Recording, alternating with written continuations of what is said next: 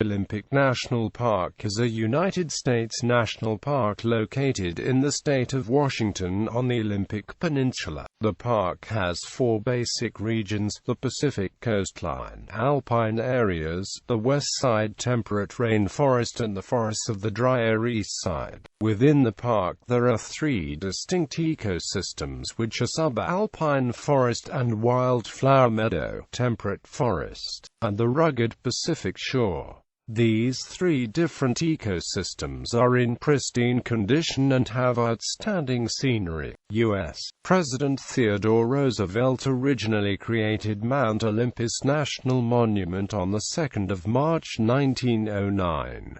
It was designated a national park by President Franklin Roosevelt on June 29, 1938. In 1976, Olympic National Park became an international biosphere reserve, and in 1981 it was designated a World Heritage Site. In 1988, Congress designated 95% of the park as the Olympic Wilderness.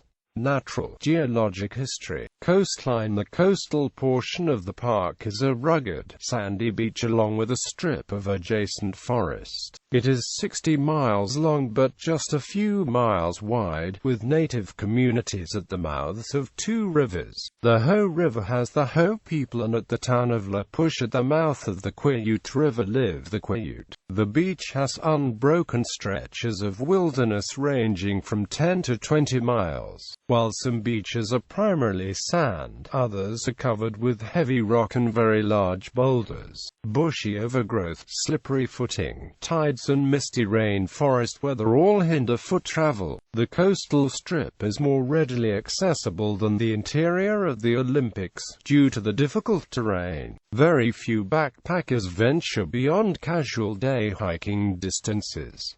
The most popular piece of the coastal strip is the 9-mile Ozette Loop. The Park Service runs a registration and reservation program to control usage levels of this area. For the trailhead at Ozette Lake, a 3-mile leg of the trail is a boardwalk-enhanced path through near-primal coastal cedar swamp. Arriving at the ocean, it is a 3-mile walk supplemented by headland trails for high tides. This area has traditionally been favored by the mackerel from Neah Bay. The third 3-mile leg is enabled by a boardwalk, which has enhanced the loop's popularity. There are thick groves of trees adjacent to the sand, which results in chunks of timber from fallen trees on the beach. The mostly unaltered Hoh River, toward the south end of the park, discharges large amounts of naturally eroded timber and other drift, which moves north, enriching the beaches. The removal of driftwood, logs,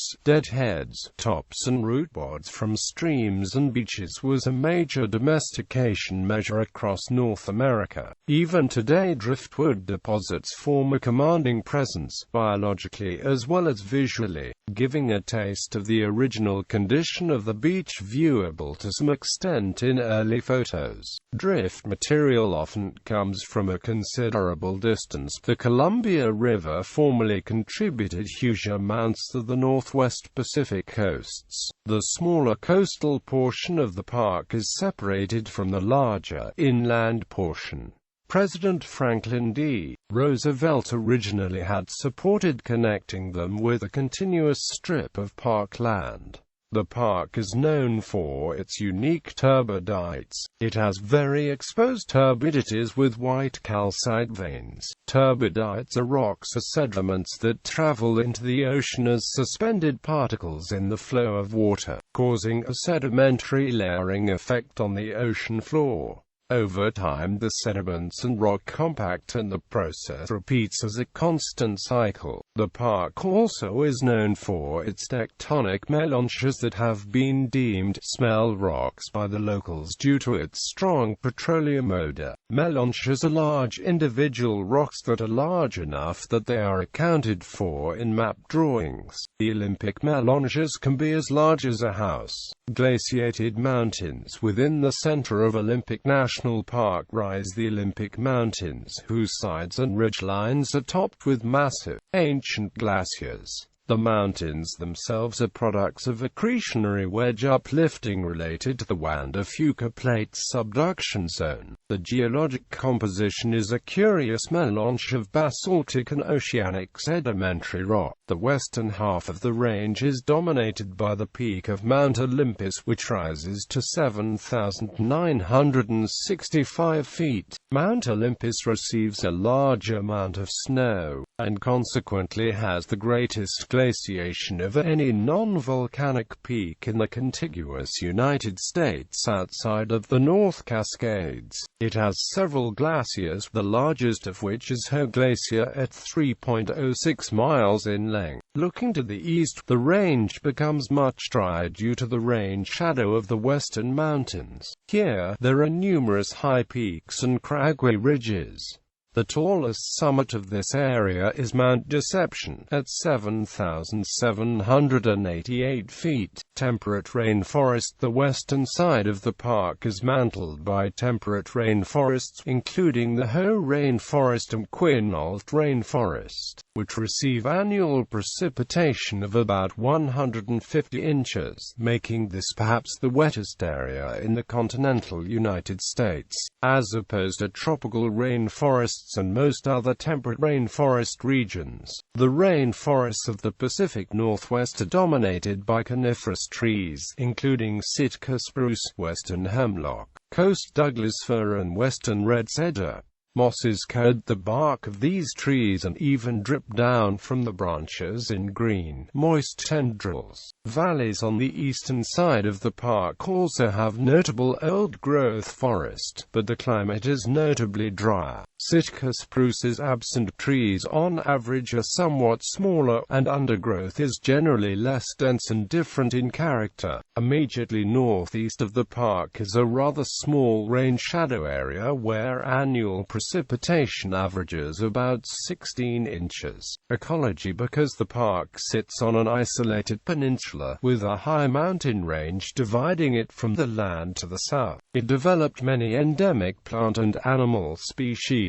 The southwestern coastline of the Olympic Peninsula is also the northernmost non-glaciated region on the Pacific coast of North America, with the result that, aided by the distance from peaks to the coast at the last glacial maximum being about twice what it is today, it served as a refuge from which plants colonized glaciated regions to the north. It also provides habitat for many species that are native only to the Pacific Northwest coast. As a result, scientists have declared it a biological reserve and study its unique species to better understand how plants and animals evolve. The park is home to sizable populations of black bears and black-tailed deer. The park also has a noteworthy cougar population, numbering about 150. Mountain goats were accidentally introduced into the park into the 1920s and have caused much damage on the native flora. The NPS has activated management plans to control the goats.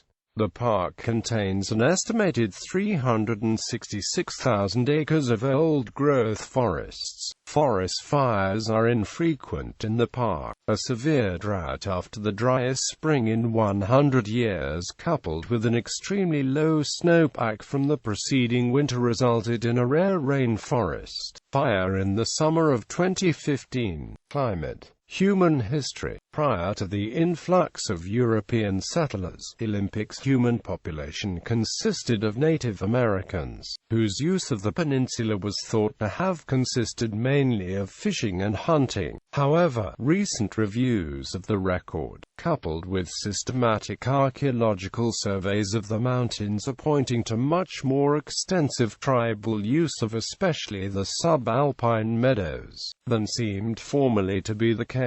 Most, if not all, Pacific Northwest indigenous cultures were adversely affected by European diseases and other factors well before ethnographers, business operations and settlers arrived in the region, so what they saw and recorded was a much reduced native culture base. Large numbers of cultural sites are now identified in the Olympic Mountains, and important artifacts have been found. When settlers began to appear, extractive extractive industry in the Pacific Northwest was on the rise, particularly in regards to the harvesting of timber, which began heavily in the late 19th and early 20th centuries. Public dissent against logging began to take hold in the 1920s when people got the first glimpses of the clear-cut hillsides. This period saw an explosion of people's interest in the outdoors. With the growing use of the automobile, people took to touring previously remote places like the Olympic Peninsula. The formal record of a proposal for a new national park on the Olympic Peninsula begins with the expeditions of well-known figures Lieutenant Joseph O'Neill and Judge James Wickersham. During the 1890s,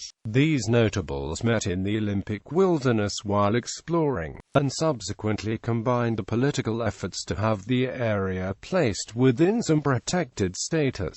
Following unsuccessful efforts in the Washington state legislature in the early 1900s, President Theodore Roosevelt created Mount Olympus National Monument in 1909, primarily to protect the sub-alpine calving grounds and summer range of the Roosevelt elk herds native to the Olympics. Public desire for preservation of some of the area grew until President Franklin D. Roosevelt declared ONP a national park in 1938.